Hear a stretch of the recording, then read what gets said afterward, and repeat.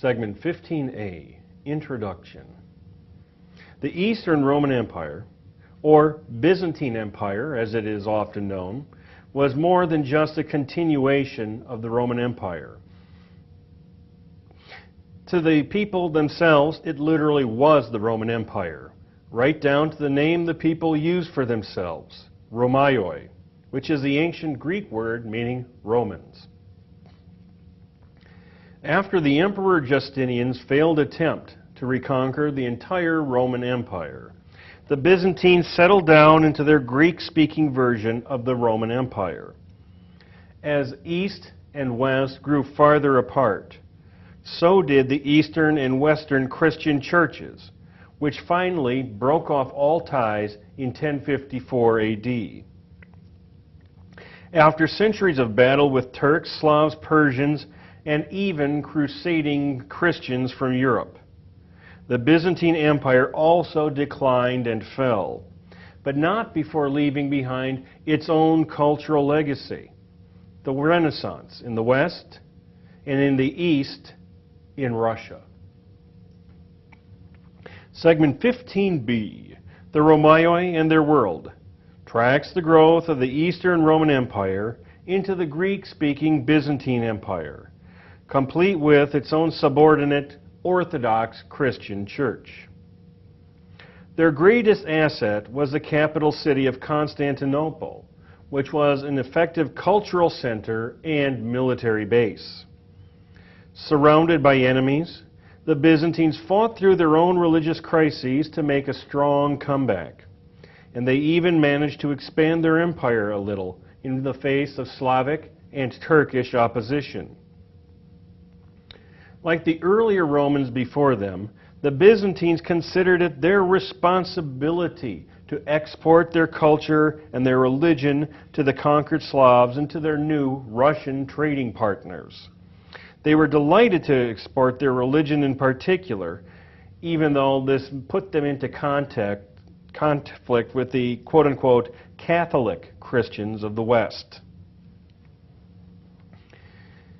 In segment 15C, Fall of the Eastern Empire, we follow the fall of the Byzantines in a tale which could just as easily be called Christians Behaving Badly.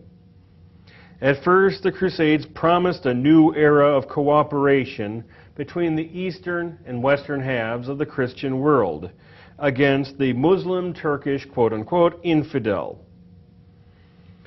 Sadly, Catholic and Orthodox alike found out that they cooperated with the Turkish infidel better than they did with each other. In fact, European forces even sacked the city of Constantinople in 1204, running a Latin-speaking Eastern Empire for almost half a century. But the old Byzantine Empire struck back and reestablished itself, yet it was still basically living on a prayer and the cooperation of the Ottoman Turkish Sultan. In a desperate situation, the Byzantine Emperor John VIII made a desperate last try to patch up differences with the Western Church. He even offered to give up orthodoxy in return for protection from the Catholic West. But his own Byzantine people would not have it. Frankly, the Catholic nations of Western Europe had never intended to help the Byzantines anyway. In segment 15D, Popes, Kaisers, and Tsars, we bid farewell to Romulus and to his state by discussing the fascination the Roman Empire has exerted over the centuries on kings, duces, Führers, Tsars, emperors, Kaisers, sultans, and maybe even presidents. Even though the Roman Empire and its Byzantine spin-off are now long since gone physically, they are spiritually and culturally with us even to this day. The lessons which one would expect us to extract from their experience still needs to be taken to heart.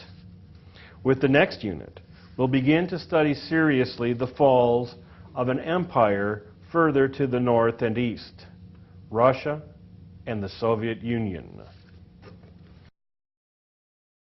Segment 15B, the Romaioi and their world.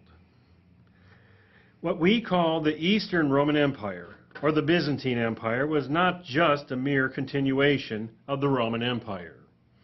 No matter how little it came to resemble the original in language or culture, the Byzantine Empire literally was the Roman Empire, proudly tracing its history back to Rome's foundation on the morning of April 21st, 753 BC. Almost all of the Eastern Empire had belonged to Alexander the Great's empire in the 4th century BC, and so shared a common bond of Hellenistic culture. By the time of Augustus, the Romans had conquered the entire Greek East, and had finally figured out just how to rule the empire. Consequently, the Greek-speaking Eastern Empire benefited just as much from the Pax Romana as the Latin-speaking Western Empire did. At the same time, the Romans themselves and the Western Roman Empire eagerly embraced Hellenistic culture. The result was a truly Greco-Roman culture shared equally, if in different ways, by both halves of the Roman Empire.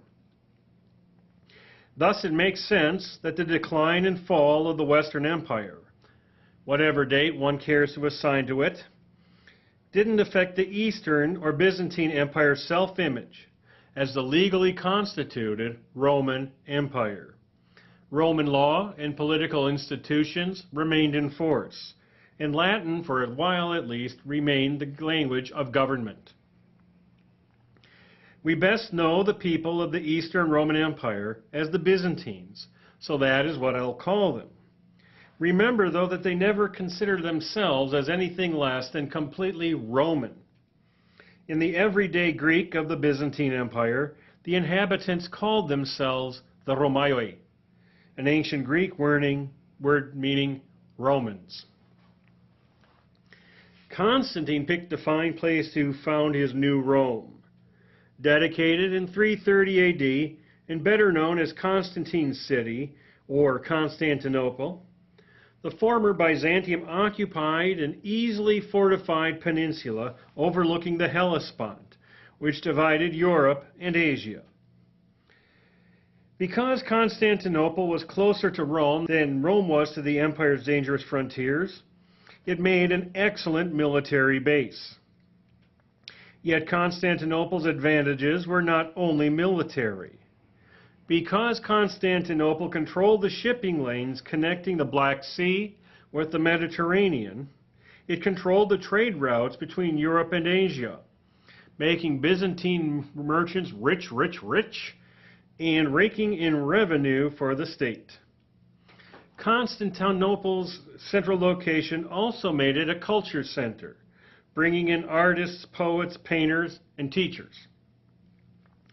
By contrast, the Western Empire got stuck with the brunt of the barbarian invasions. The West's agriculture economy was dying. The West had no access to the trading riches of the Far East and suffered from hopelessly weak leadership. The Eastern Empire, on the other hand, had its fair share of strong leaders. Under the reign of Justinian I, 527 to 565 AD, the Byzantine Empire reached its greatest size, conquering back Italy and North Africa. The last Byzantine emperor to consider himself more a Roman than a Greek, Justinian also codified Roman law and built the beautiful cathedral of Hagia Sophia, Holy Wisdom, which would so impress the Russian ambassadors nearly 5 centuries later. Yet Justinian's imperialist program of conquering back the Roman Empire was destined to fail. Soon after his death, Italy and North Africa fell back into Western hands. Worse, Justinian left no clear successor to rule an Eastern Empire completely surrounded by enemies. To the west were the states of the former Western Roman Empire, and later the Crusaders. To the north were Slavs, Vikings, and other ferocious peoples. To the east was the ancient and menacing Persian Empire, and to the south and southeast were the upcoming Arabs. Up to the 7th century AD, the tribes of the Arabian Peninsula were harmless nomads. But the founding of the Islamic faith in the early 600s also united the Arab tribes culturally and politically. After the death of Muhammad in 632 AD, the Muslim Arabs would become the Byzantine Emperor's biggest immediate threat. Islamic kingdoms would remain a threat until the Ottoman Turks finally captured Constantinople in 1453. One result of the Byzantine Empire's being surrounded by enemies was that it became more and more isolated from Western Europe. Not that the Byzantines or Romaioi saw this as a major cultural problem. If anything, they saw it as Western Europe's problem for being cut off from them. Indeed, under the Emperor Heraclius, who ruled from 610 to 641 AD, the Byzantine Empire was reorganized into themes instead of provinces, and its official language went back from Latin to Greek for good. This enforced isolation of East from West also meant that the Western and Eastern branches of the Christian Church started growing apart from each other. Meanwhile, powerful popes such as Gregory I were cementing the Roman Church's spiritual and secular power in the West. On Christmas Day, 800 AD, Pope Leo III crowned Charlemagne, king of the Franks, as Emperor of the West, and rival of the Eastern Emperor in both politics and religion. For its part, the Eastern Church was consumed with seemingly trifling philosophical disputes. The most violent of these disputes concerned the role of icons in worship. This icon-smashing craze caught up emperors and common folk alike, until the icon-smashing faction was shut down permanently and violently in 843 AD. The Eastern branch of the Christian Church became more quote-unquote orthodox, in that theology and worship were both strictly regulated. Church life was subordinated to the interests of the Byzantine state. The Eastern Church also functioned more and more as the social workers of the Byzantine state, much as the Western Church had done after the Western Empire fell. The Eastern Church routinely sent missionaries to newly conquered pagan lands, especially in the Balkans, demonstrating even further the close tie between church and state in Byzantine culture. This close tie would eventually be passed on when the Russians accepted the Greek Orthodox faith in 988 AD. Meanwhile, the Western Church became more quote-unquote Catholic, all-including, in its assumption that the entire church was one and indivisible, guided by the Bishop of Rome, or Pope. The Eastern Church continued to pride itself on its orthodox beliefs and practices. The formal break between the Eastern and Western churches occurred in 1054 AD over what would seem to be a minor issue today. The Western Church held, as the Roman Catholic Church still holds today, that the Holy Spirit is descended from both the Father and the Son. The Eastern Church held, as Eastern Orthodox churches still hold today, that the Holy Spirit is descended only from God the Father. The Patriarch of Constantinople and the Bishop of Rome declared each other heretics over this and broke off all relations. The Byzantines hung on to some of the trappings of the old Roman state, but they had gone thoroughly and indisputably Greek. For all that, we must never forget that in the Byzantines' heart of hearts, they were still Romans, and they believed that the Westerners were the ones who had strayed. Segment 15C, Fall of the Eastern Empire. The Eastern Roman Empire, better known as the Byzantine Empire, outlasted the Western Empire for centuries. Constantinople finally fell to the Ottoman Turks in 1453 AD, that is, on the eve of the New World's quote-unquote discovery.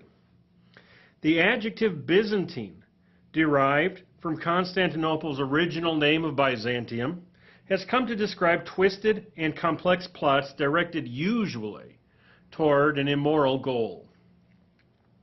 The association is not exactly unfair. Unlike the rough-and-tumble Western kings, mere generations removed from the barbarians who still sign their name with an X, Eastern emperors retained all the imperial pomposity and the ritual incorporated by Diocletian and even added to it. Byzantine government was characterized by a large army, an even larger bureaucracy, and a tendency to feud over the slightest differences of opinion. Sometimes these differences were religious, as with the iconoclast or icon-smashing controversy, which came to its end in 843 AD. But all too often, Byzantines fought over who should succeed to the throne or who should command the Byzantine forces in one of their wars against their numerous enemies. Remember, these people were the Romans in their own minds. The period from 843 to 1025 AD represented a high point of military security and cultural achievement for the Byzantines, largely due to the comparative freedom from internal bickering. Not only did the Byzantines keep the Muslim, Slav, and Persian armies at arm's length, they even made scattered conquests of their own. The empire's eastern frontier was extended to Rus, the forerunner state of Russia, and made it an outpost of Orthodox Christianity. Economically, the emperors managed to balance the needs of the peasants and the ambitions of the wealthy. Military success and economic prosperity were reflected by new achievements in science, architecture, and literature. This was not quite a golden age, nor could it approach the all-encompassing aura of the Pax Romana, but it was impressive nevertheless. The late 11th century found the Byzantines once more beset by economic woes and rampaging Turks. In their desperation, they called on Catholic Western Europe for help, which came in the unhelpful form of the First Crusade. The great Byzantine emperor, Alexius Comnenus, 1081 to 1118, initially welcomed the Crusaders. What could be more noble than Orthodox and Catholic fighting together to redeem the Holy Land from the infidel Muslim? Yet Orthodox and Catholic alike had ulterior motives. Alexius wanted the Crusaders to help him beat up on the Muslims and retake territory in Asia Minor. The Crusaders wanted the Byzantines to help them carve out little Western-style Catholic kingdoms in the Holy Land. While the Christians squabbled with each other, the Ottoman Turks continued chipping away at Byzantine territory. Along with the land itself, Byzantines also lost population and tax revenues. In the 12th century, economic threats arose in the West as rising Italian naval powers like Venice and Genoa started cutting Byzantine Empire out of Eastern markets. In 1204, the Fourth Crusade nearly ended the Byzantine Empire 2.5 centuries early. The Crusaders captured and sacked Constantinople and set up a Latin-speaking Catholic kingdom. But Greek-speaking emperors hung on in a remote corner of Greece, maintaining the tradition of the Romaioi, until their empire struck back and retook Constantinople in 1261 AD. The time period from 1261 until the fall of Constantinople in 1453 was known as the Late Byzantine Empire. It could also be called the Long Decline. Both the internal and the external causes resembled the decline experienced earlier by the Western Roman Empire. In fact, the Byzantine Empire became not so much an empire, or even a state, but rather a small kingdom controlling the metropolis of Constantinople and some surrounding territories. The rich grew richer, the poor grew poorer, but neither became more numerous, as the Byzantine population shrank right along with its territory. As in the West, wealthy Byzantines had been able to buy tax exemptions. The Orthodox Church was one of the large landowners all by itself and paid no taxes at all. The Byzantine small farmers, once the backbone of a Byzantine citizen army which had fought for its own land and its own culture, had basically become serfs tied to their master's land. Does that sound familiar? Since these poor people no longer had any stake in the government, they tended to make poor soldiers, and they often came to prefer rule by the Ottoman Turks, who are often comparatively tolerant when compared to the fellow Romaioi. Pathetically, the Emperor John V was reduced in 1369 into making a grand fundraising tour of Western Europe, which ended with his being thrown into a Venetian debtor's prison. As time went on, the Byzantine Empire fell on even harder times. Once more, emperors reached out to the West, this time offering the greatest prize Byzantium could offer: submission to the Catholic Church and the Pope in Rome. At the 1439 Council of Florence, Emperor John VIII of Byzantium agreed to merge the Orthodox Church back into the Catholic Church under the leadership of the Pope. To this day, the Roman Catholic Church insists that the Council of Florence is still in effect, placing the Catholic Church in charge of all Orthodox churches too. Yet the good Orthodox people of Constantinople refused to accept submission to the Roman Church, and to this day, Orthodox churches do not recognize the Council of Florence at all. In any event, the Byzantines' attempted surrender did their empire no good. No help would be forthcoming from the West. France and Britain, for example, were still fighting the 100 Years' War, and the Spanish were still trying to boot out the Muslim Moors. The last Byzantine emperor, Constantine XI, maneuvered desperately to fend off the Ottoman Turks. He even offered to marry a widowed female relative of the Sultan, but all in vain. On May 29, 1453, Constantine XI was killed at the head of his troops as his city went down for the last time. To celebrate his victory, Sultan Muhammad II took upon himself the title Kaiser-i-Rom, the Caesar of Rome. Yet while the empire deteriorated physically, the Byzantine culture endured. The core of this culture was lost with the fall of Constantinople. But Byzantine culture lived on in the West, as Greek scholars grabbed their precious manuscripts and fled to Italy, where wealthy merchants and nobles sponsored them, spawning the rebirth of Greek learning in the West. The Renaissance, which resulted, would in turn lead to the Enlightenment, making Byzantium a bridge through which Greek and Roman democratic institutions were transmitted to the modern world.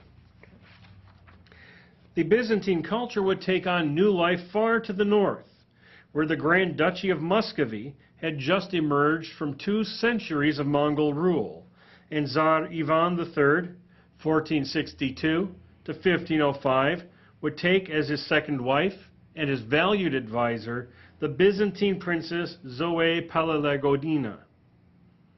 As we will find out in Unit 4, Muscovy and its successor state Russia would explicitly consider itself the third and supposedly permanent incarnation of Rome.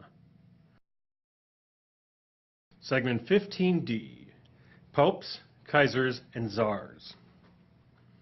In its 2,206 years of existence, the Roman state passed from a small Latin-speaking town on the Tiber River to a Greek-speaking metropolis straddling the boundary of Europe and Asia. The legacy of Rome is enormous. The Roman influence on Western language and culture can be traced, along with the influence on Western political institutions. But the influence of Rome, the idea, is more elusive, and that is what we have to try to trace now. The first question to ask in assessing is, which Rome? The plucky peasants who dropped their plows, picked up their swords, and conquered Italy, and returned home just in time for the harvest? The aspiring superpower of the First Punic War, which built its first navy to defeat the Mediterranean's greatest sea power?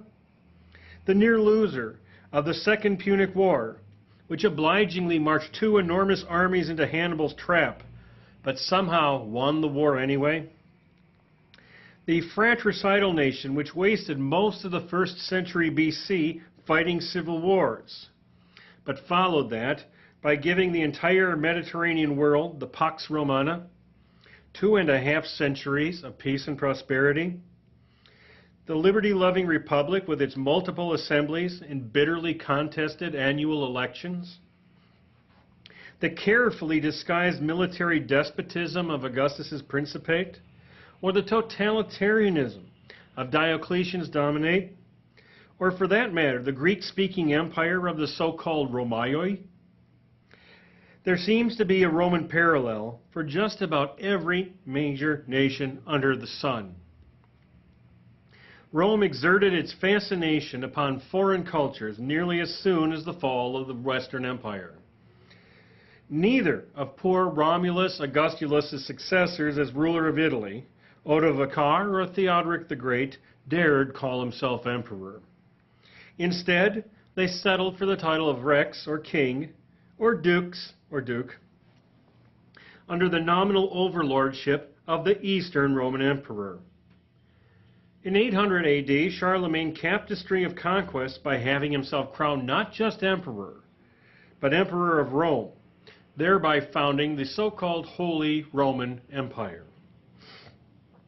The Pope who crowned him, Leo III, bore as his official title the old Roman term Pontifex Maximus, or chief priest.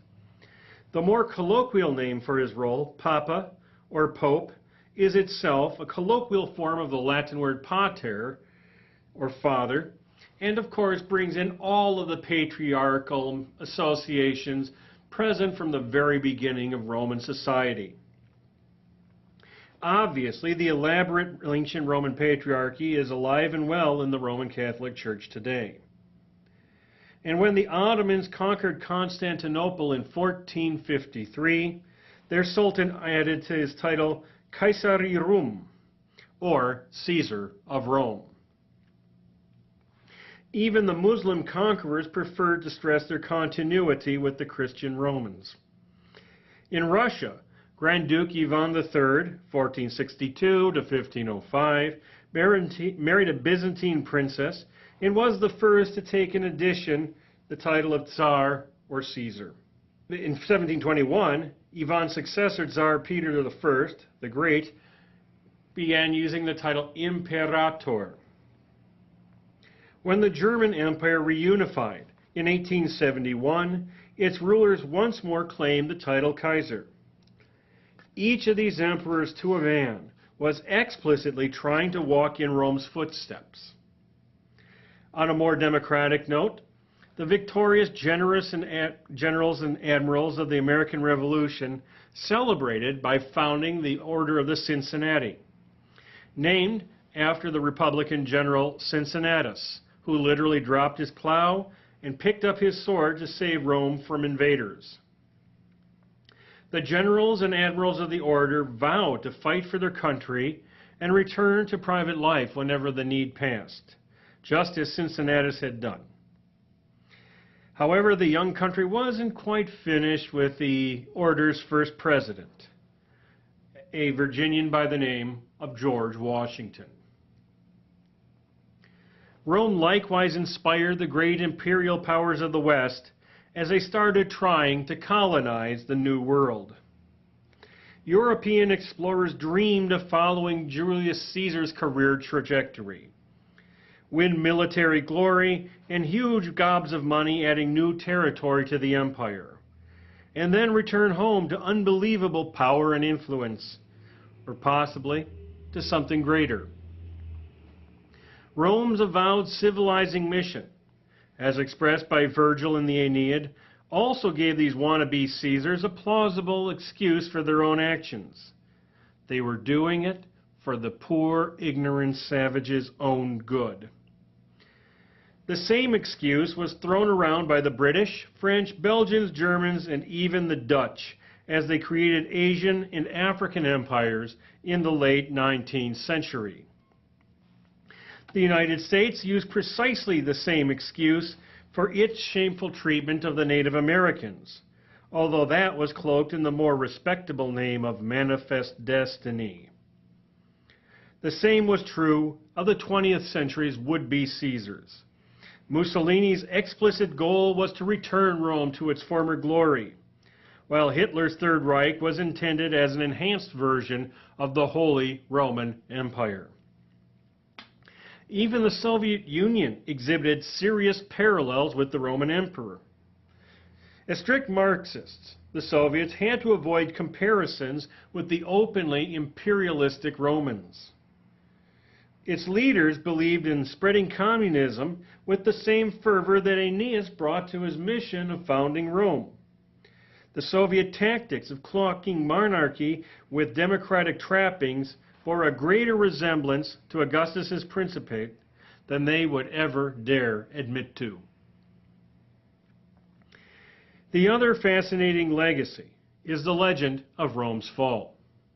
Traditionally attributed by Edward Gibbon to barbarian invasions and the alleged moral weakness created by Christianity, the reality is, as I believe I've indicated here over and again, more complex. But that's not stopped people from attempting to isolate their own reasons for the fall of the Roman Empire, which is still usually dated to 476, even though the Eastern Roman Empire hung around for nearly another millennium. Orgies, immorality, taxes, Christianity, pagan, militarism, a weak military, you get the picture. None of this changes, however, the fact that the Roman Empire did eventually fall. As Americans, we would prefer not to consider the chances that our nation and our culture might eventually fall too. But it might. History tells us that it probably will. If we are to avoid this fate, we will need a lot of new answers to age-old problems. And I believe that fragments of the answers are still to be found in the history of the Roman Empire. Before we apply these experiences, though, to our American way of life, we will need to examine the rise and the fall of the Russian Empire and the Soviet Union. Segment 15E, Conclusions. 1. A Roman by any other name. The Eastern Roman Empire, also known as the Byzantine Empire, was also the Roman Empire. From whenever the Western Empire fell, I still say in 568 AD, but you can argue with that, to its own fall in 1453. The successor kings of Italy, Odovacar and Theodoric, recognized the Eastern Empire and Constantinople as their ruler. The Emperor Justinian didn't conquer a foreign country when he took Italy from the Ostrogoths in 540 AD. In his mind, and in his people's mind, he was merely reclaiming territory that rightly belonged to his empire, the Roman Empire. Even when he became Emperor of the West in 800 AD, Kid Charlemagne acknowledged, if none too loudly, that the Eastern Emperor in Constantinople was his equal in status. Most importantly, the Byzantines themselves considered themselves not to be Byzantinoi or Hellenes, Byzantines or Greeks, but Romaioi, that is to say, Romans. 2. Christian versus Christian. The intermittent squabbles between Christians turned into an Eastern versus Western Christian squabble and the founding of the two great branches of the Christian faith. The first great heresy was the so-called Arian belief that Christ the Son was not of the same substance as God the Father, but merely of similar substance. Even Constantine the Great couldn't stamp that one out.